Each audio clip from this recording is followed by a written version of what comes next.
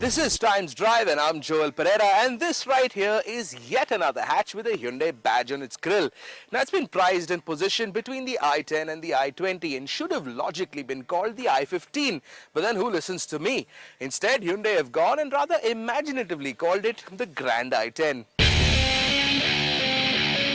This car, which made its global debut in India this week, is essentially the new i10, though the made-for-India version will be 100mm longer than the version sold in Europe, and hence the Grand tag on the boot. The old i10 will continue to be sold, with the i20 at the premium end of Hyundai's hatch spectrum. Like most Hyundais, here too you have a diesel and a petrol option, and the car I'm driving right now is the 1.1-litre CRDI diesel. It's essentially the same engine you'll find in the older i20. But with one cylinder chopped off. Still, it is a next generation diesel, which means you're getting quite a bit of power from an engine this small.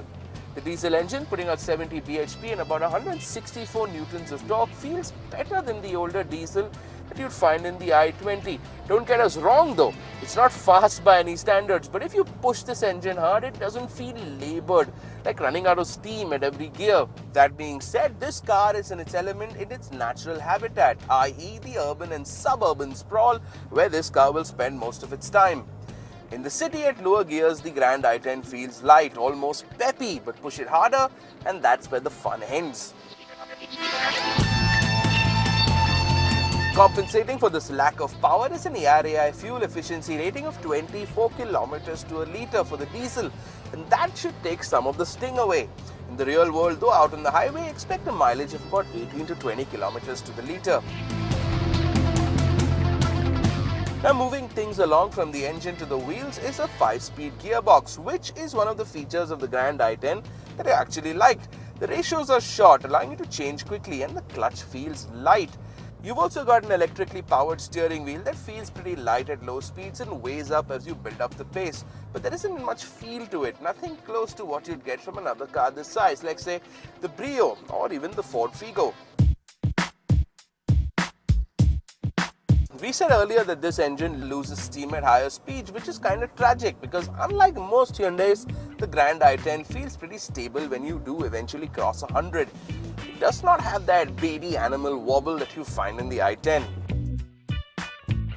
Now, no one ever said that Hyundais were smart, sharp handlers, but if there's one thing you can say about these cars, it's that they really know how to pamper a guy.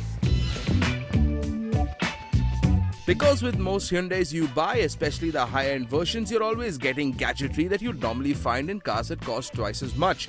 Like the Grand, for instance, you're getting rear AC vents, which makes a huge difference for the folks in the back seat, a tuned-in stereo with Bluetooth, and a feature you normally only find in expensive German cars, a GB worth of internal memory. The interior fit and finish is also pretty high quality, and you're also getting a trip computer and gear indicator as standard equipment. There's a decent bit of interior space as well, considering this car is 10 centimeters longer than the current i10. And you can have 3 sit in the back seat quite comfortably. However, the rear AC vent that we talked about earlier does eat up some of the legroom for the guy in the middle. Now on the outside, Hyundai have dialed down the entire fluidic concept a little bit, so the bodywork isn't really a rash of cuts and slashes that you see on the more newer Hyundais. What you have here is a clean, sensible car with a few bits of flash. The diamond-cut alloy wheels, for instance, are a nice touch. The Grand i10 finds itself right in the middle of the hatch range where most of the action is, competing against great cars like the Ford Figo or the Honda Brio. What the Grand i10 has going for it though is an institutional advantage. Hyundai has a huge sales and service network, second only to Maruti.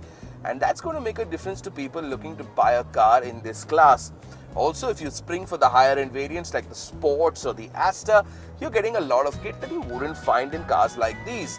And then there's the price. The low end petrol begins at 4.29 lakhs, going all the way to 5.47 for the top end, while the diesel begins at 5.23 lakhs for the low end era, while the fully loaded Asta variant will cost you 6.1.